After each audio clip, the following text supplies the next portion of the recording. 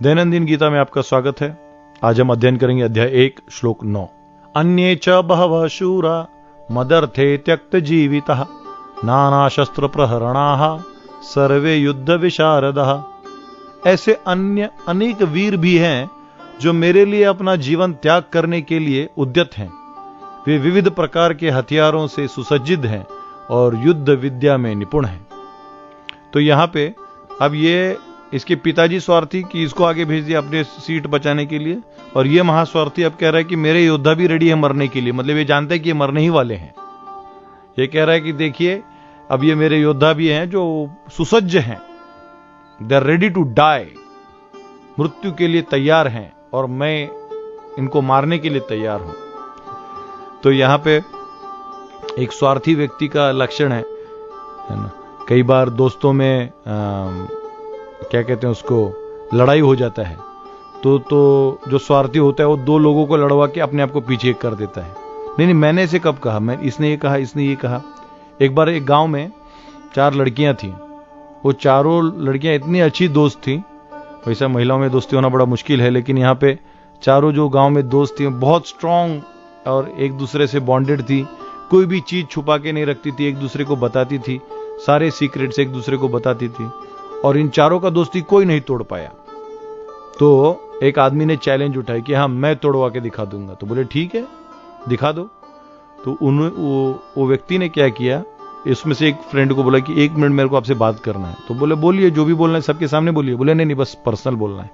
तो बोले ठीक है, और सिर्फ कान के पास हाथ रख के कुछ भी नहीं बोला और छोड़ दिया। तो बाकी फ्रेंड्स बोले क्या बोला? तो बोले कुछ नहीं बोला। बोले नहीं ऐसे नहीं, हम में दोस्ती है तो सीक्रेट नहीं रख सकते। उतने में दूसरों को बुला के बोला कि मैं आपको बताता मैंने क्या बोला। कान में बस हाथ रख दिया और कुछ नहीं बोला। तो बोला क्या बोला? अरे वो कुछ नहीं बोला। तो फिर उनको बाकी 2 को डाउट हो गया, फिर इन चारों में लड़ाई हो गया। तो ये कुछ लोग ऐसे होते हैं, वो चाहते हैं कि बाकी लड़े और मैं कैसे आराम से सत्ता में रहूं। आजकल डेमोक्रेसी के नाम पे लड़ाई झगड़ा चलता है और एक पार्टी दूसरे पार्टी से लड़वाते हैं और एक दूसरे को लड़ते हैं, फिर अगली बार वापस यूनियन कर लेते हैं। तो जो मर गए वो सोचते हैं कि हम क्यों मरे फिर। ये इसको कहते हैं कंफ्यूजन क्रिएट करना।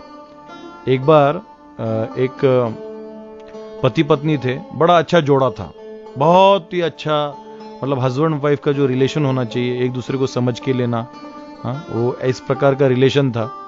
तो उनका इतना अच्छा रिलेशन था कि कितना भी आप पति के बारे में बुरा बोल दो या पत्नी के बारे में बुरा बोल दो, उनका जो रिलेशन था कोई तोड़ नहीं पाया, ना उनके घर वाले तोड़ पाए, ना बाहर वाले तोड़ पाए। तो एक व्यक्ति जो था गांव का, वो बोला कि इनको कोई नहीं तोड़ पा रहे, ये तो लड़ते ही नहीं घर पे कभी। तो बोले जो इनका तोड़ के दिखाएगा उसको मैं इनाम में बहुत कुछ दे दूंगा। तो एक बाहर वाला है, बोले मैं ये चैलेंज स्वीकार करता हूं। तो बोले कैसे? बोले मैं करके दिखाऊंगा, 1 महीने का टाइम दीजिए। 1 महीने में उसने दोनों से दोस्ती कर लिया। वो माता से भी पानी भरती थी तो उनको मदद करने लगा, कुछ और चाहिए तो मदद करता था, बहुत दोस्ती। और पूरा 1 महीना उसके पति का ग्लोरिफिकेशन उसके सामने किया, स्तुति किया। और दूसरी बार जाके जो पति था उसके सामने पत्नी का स्तुति किया। तो इनको लगा अरे वाह, ये तो हमारे परिवार को जोड़ने में ही लगा है, वाह बहुत सुंदर बहुत सुंदर। तो उसको भी अपना परिवार का रूप ही माना गया। फिर एक दिन पति को बोला कि सुनो, तुम्हें एक बात बताना मैं भूल गया। बोले क्या? मैं ज्योतिष हूं और अभी तक मेरा कोई भी जो ज्योतिष है फेल नहीं गया। तो बोले बताइए, हमारे परिवार के बारे में कुछ बताइए। तो बोले मैंने जितना अध्ययन किया है तो तुम्हारी पत्नी जो है ना, ये पिछले जन्म में राक्षसी थी।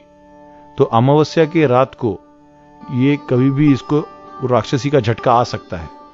अब अभी तक तो कभी झटका है नहीं, तो इसे लगा हो सकता है ज्योतिष है तो कुछ बोल रहे हो। तो एक डाउट माइंड में बस भूल गया, पति को ज्यादा ध्यान में नहीं दिया। फिर उसने पत्नी के पास गया और उसे कहा कि देखो तुम्हारा पति तो इतना बेस्ट है, मैंने ऐसा पति नहीं देखा, इतना रिस्पॉन्सिबल, इतना डिसिप्लिन, इतना लविंग केयरिंग। लेकिन ना एक चीज, क्योंकि मैं ज्योतिष हूं तो एक चीज बताना मैंने सोचा कि एक बार तुम्हें बता दूं तो तुम्हारे काम आएगा कभी भी पति को संभाल के रखने में। तो बोले क्या? बोले तुम्हारे पति है ना, वो उसका जब शरीर से ना पसीने से नमक बाहर आता है। तो ये बोली हाँ ऐसा है क्या? बोले हाँ। तो एक दिन बोले लेकिन अमावस्या की रात को बाहर आता है। अब एक दिन अमावस्या की रात आ गई।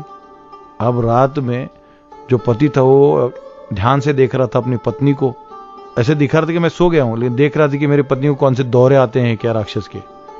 और पत्नी देख रही थी कि मुझे नमक चखना है, कहाँ है वो नमक जो पसीने से आता है। रात को पत्नी ने 12 बजे सिर्फ उसके हाथ को जीभ लगा के देखा कि नमक है कि नहीं, सिर्फ जीभ निकाला, पति को कंफर्म हो गया कि ये राक्षसी है। और दोनों में ऐसा लड़ाई हुआ कि तू राक्षसी है तो तू नमक वाला है, और फिर ऐसा। तो इसको कहते हैं भेद नीति। तो इस संसार में प्राय लोग लड़वाने में मजा लेते हैं कि लोग लड़ें और हम मजे लें। तो दुर्योधन भी उसी प्रवृत्ति का शिकार है, और यहाँ पे वो ये तक कह रहा है कि देखो मैं मेरे गद्दी के लिए इतने लोगों को लड़वाने के लिए तैयार हूं। तो ये अधर्मी राजाओं का यही काम होता है। उन्हें न हिंदू मुस्लिम क्रिश्चियन से सबसे कोई लेना देना नहीं होता है, गरीब अमीर। मैं सत्ता में आऊं इसके लिए क्या करना जरूरी है, लड़वाना है लड़वाइए, बैंड बजाना है बजाइए, धर्म का काम करना है वो भी करिए। कुछ लोग तो टीका लगा लेते हैं, कोई भी जात के हो, अगर हिंदू है तो मुस्लिम का टीका टोपी पहन के अपने आप को बाजार में दिखाते कि हम सर्वधर्म संभाव हैं। अब कोई मुस्लिम भी है तो हिंदू का टीका लगा के घूम लेगा ताकि मुझे भी वोट मिले। तो कई बार लोग सत्ता में आने के लालच में बहुत सारे ऐसे मार्गों का अवलंबन करते हैं। तो ये दुर्योधन की प्रवृत्ति से इसको मैच किया जाता है। तो हम आगे बहुत सारे आध्यात्मिक और साइंटिफिक मुद्दों पे बात करेंगे आने वाले श्लोकों में। बहुत बहुत धन्यवाद।